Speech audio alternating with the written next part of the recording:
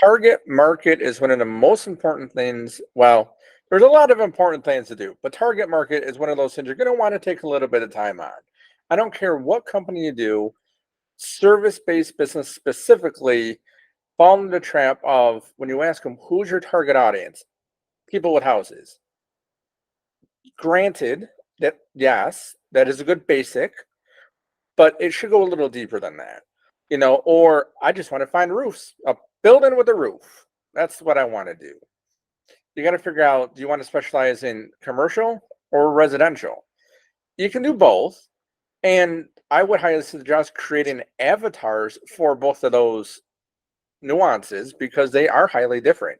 A commercial project is vastly different than a residential project. And it depends what you really want to specialize in too, whether it's a metal roof commercial or a EPDM or TPO commercial.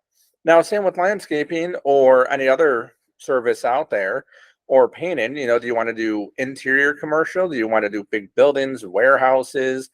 As far as anything goes, there's a lot of projects that you can do. It's just a matter of who you specifically want to deal with. I mean, that avatar should give you how long they've been in business, how old they are, what are they doing in their spare time, where do they hang out, where do they look for companies, what are they searching, what are their hobbies. Why is all this important? Because you can really focus in on your marketing message because of how specific your target market is. And you should really dig in heavily. Like it should be a couple of pages of just nuances, just every little detail, be descriptive as possible. Was it really brings you in the measure of who do I want to work with? Like, what income bracket do you want to work with? Do you want to work inside the inner cities or do you want to work in the suburbs? Do you want to work commercially? Do you want to work residentially? Do you want to work, with married couples, singles, older, younger? There's no right or wrong answer. And of course, even if you do niche your product down, you will absolutely get people outside your target market because they like you and they like the journey, they like what you stand for.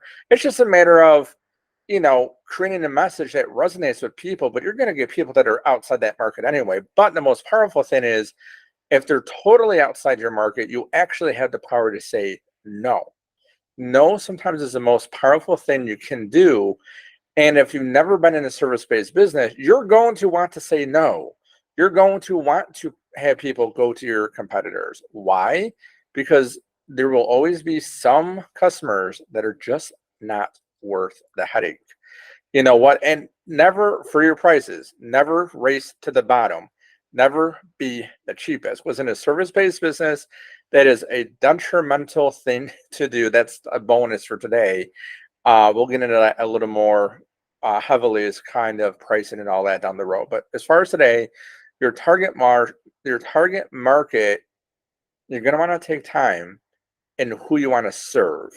And it doesn't matter what you do. Again, at this point, you may or may not decided what you want to do. You've done your analysis of your skill set, but now you got to figure out who you want to work with. And once you do the analysis of your skill set, who you want to work with, then you can kind of choose what service-based business do you want to do. Well, since the 1920s, service-based business, or specifically contracting businesses, have been the most profitable since 1920. It's a long time.